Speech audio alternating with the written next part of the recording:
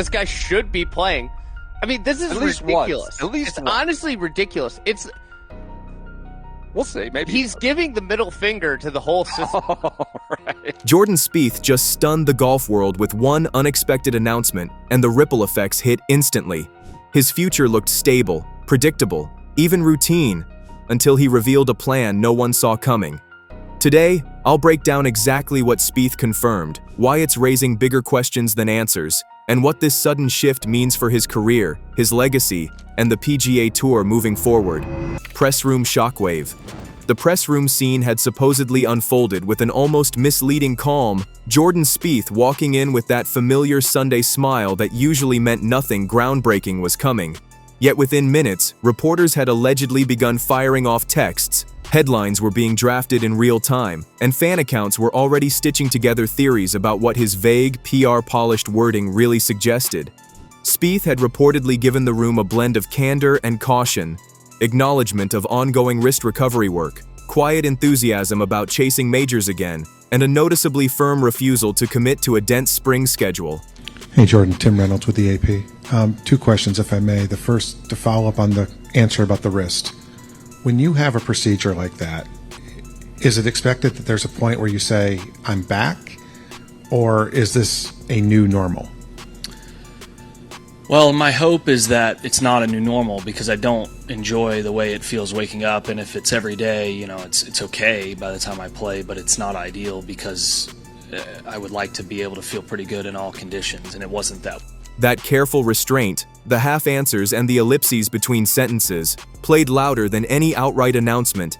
His message was less, here's what I'll play, and more, watch how I play this year, not how often. Observers quickly picked up on the subtext. Spieth seemed to be signaling that the old volume play model, the one that had once defined his early years, was being replaced by a deliberately minimalist approach built around the 2025 major season. Insiders remarked that his explanation of testing events sounded less like a simple return schedule and more like a tactical experiment. Appearances at the Cognizant Classic and Phoenix functioning as checkpoints rather than stepping stones.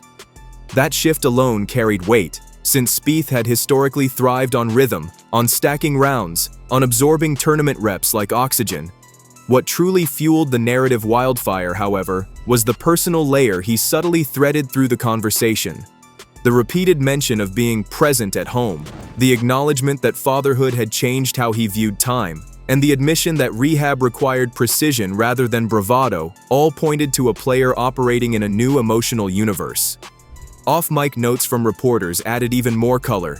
They described him joking about micro-practice sessions squeezed between diaper changes, hinting at a life now measured not only in fairways, but in bedtime routines. In the end, the press conference provided no single shock, only a constellation of small, intentional hints that together created a kind of narrative thunderclap. Spieth wasn't announcing a break. He was announcing a recalibration, and that subtlety made the moment hit even harder. Rehab calculus. Behind the perceived shock of Spieth's press room remarks lay a far more concrete reality, the medical roadmap governing every decision he now makes. Following his wrist surgery and months of recovery, Spieth's team had reportedly shifted into a hyper-strategic mode, approaching each appearance as part of a long-term puzzle rather than an isolated outing. Reuters' analysis of his comeback noted that his early season tournament choices were supposedly hand-picked to apply controlled stress to the repaired wrist, not to chase points or headlines. He appeared at the Cognizant Classic and WM Phoenix Open not to grind back into form, but to test thresholds, range of motion, tolerance under pressure, swing stability under tournament conditions. My first go at it, so I think, a better test will be, post Hilton Head maybe, where I go through a couple more stretches of tournaments, and ideally by then it's feeling a little bit better each morning. Anytime I had any roadblocks, anything that stung when I hit or whatever, it was, would take a little break, work it back up, and then by the time I hit the same shot again 2 weeks later, it didn't hurt anymore. Deep in training sessions, the data-driven aspect became even more pronounced. Sources close to his camp described how his coaches had begun using velocity trackers and load management metrics to ensure that each practice session plateaued before strain could accumulate. Anti-inflammatory protocols were reportedly layered into his routine, forming a daily rhythm built around recovery, reinforcement, and protection. Rather than practicing until something clicked, Spieth was practicing until the data said, stop. That inversion of his old system, from volume-heavy reps to science-governed limits, represented a tectonic shift in how he prepared for a season. The psychological component mattered just as much. Spieth had been known for years as a player who thrived on competitive repetition, riding streaks like waves. Now, he was being asked to live in the opposite rhythm: controlled absence, incremental returns, patience. Analysts pointed out that his emphasis on majors signaled an attempt to peak rather than persist, the opposite of the week-to-week grind that once defined his career. By skipping certain winter tune-ups, he was implicitly betting on freshness, not frequency. To sports scientists, the logic made perfect sense. To fans, it looked like a veteran tightening his circle around what mattered most. Yet the narrative tension stemmed from the risk embedded in restraint.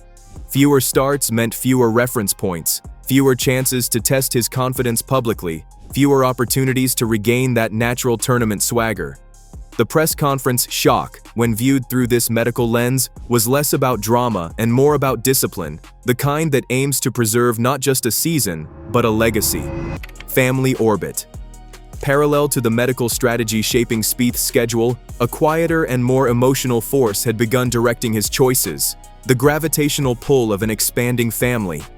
With the arrival of his third child, Sully, joining siblings Sammy and Sophie, Spieth's life had become anchored by a rhythm far outside the tee box.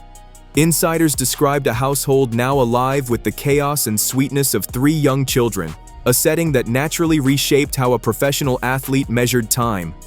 Those who followed him closely remarked that fatherhood had shifted from a charming narrative detail to a central feature of his identity, one that could be felt in every scheduling decision he now made. For guys who are in a similar position as you get married, have some kids, and how do you balance man, I gotta go out and work on my game, but I want to be home. How have you handled it? Well, I have less time at the course than I used to, but that's my choice, right? I mean, everything at home is taken care of. My wife's a rock star, and I'm not, obviously a newborn's a newborn, but she's doing most all of the heavy lifting. But at the same time, I want to be home and swimming in the afternoon and being a part of my kids' lives growing up, so it's my choice. The press conference comments about being present were not merely platitudes. Reports from those around him suggested that his off-course priorities had become more intentional. Weekend commitments, travel decisions, practice hours, all weighed against the needs of a growing family. The image of Spieth rushing between rehab sessions and diaper duties may have circulated as a playful anecdote, but it painted an accurate picture of a man learning to balance elite ambition with domestic life. The subtle storytelling across outlets like People reinforced this. Tournament weeks now included family travel logistics, on-site quiet rooms, and moments where the kids popped into practice areas like unofficial assistants. Well, I have less time at the course than I used to, but that's my choice, right? Layered beneath the family commitments was a deeper purpose tied to his foundation work. The Jordan Spieth Family Foundation had expanded its youth clinics and special needs initiatives, with Spieth reportedly more hands-on than ever. Instead of being a figurehead, he had become a quiet organizer, refining junior golf programming, selecting scholarship recipients, shaping the foundation's voice. The deliberate reduction in tournament volume coincided with this increased involvement, suggesting a version of Spieth who now measured influence not just through scorecards, but through impact. Even the small cultural details, his continued participation in PGA Bible study groups, his long-standing dynamic with caddy Michael Greller, his routine family dinners at home, provided shading to the story. Greller's occasional loops for other players only underscored the flexibility needed to support a player whose calendar was no longer a relentless sprint, but a strategic and personal balancing act. In the narrative of Spieth's shocking press room reveal, this family orbit wasn't a subplot. It was the emotional backbone, the quiet truth beneath the headlines, the force pulling him toward a slower, smarter, more deliberate chapter of his career. Swing overhaul. Behind the calm tone of Spieth's press conference comments, a deeper structural overhaul had reportedly been unfolding, one driven not by drama, but by biomechanics, analytics, and the kind of behind-the-scenes adjustments that only surface when a player is rebuilding from the inside out. So if I'm healthy and feel like I can play, and I called my coach, it was Thursday or Friday of last week, and I just said, hey, what's this golf? He comes here every year. What's the golf course like for me? And he goes, I think it's a great fit. I mean, you got to drive the ball, obviously precise, but tough golf courses in the wind on Bermuda. That's kind of what I grew up on. After his 2023 wrist surgery, Spieth's coaching team had supposedly abandoned the classic high-volume marathon range sessions that once defined his prep and instead converted his entire training model into a micro-dosed, tech-monitored experiment. Each swing became a data point. Each session became a controlled environment. What fans saw on weekends was merely the surface layer of an increasingly scientific process taking place off camera. Those close to his camp described practice days that looked more like sports lab studies than traditional warm-ups. Force plates were said to track pressure distribution through his feet. Velocity sensors allegedly monitored everything from transition speed to wrist load spikes. That data wasn't collected for curiosity. It functioned as a regulatory system, capping certain movements and green-lighting others. Coaches reportedly learned that the wrist tolerated specific release patterns better than others, leading to subtle grip adjustments, changes in club settings, and a more conservative approach to high-stress shot types.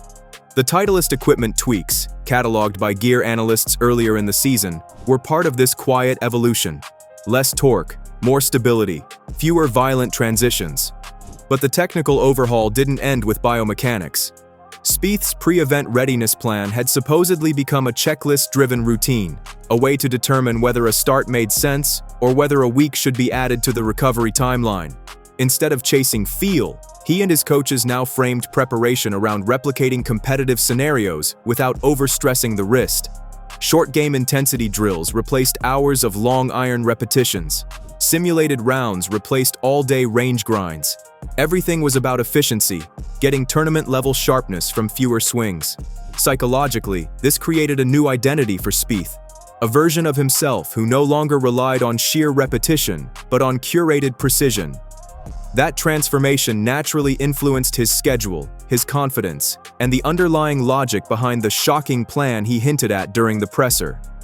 What looked like caution from the outside was, internally, a carefully engineered system designed to stretch his competitive prime rather than shorten it. In essence, Spieth wasn't merely adjusting for injury.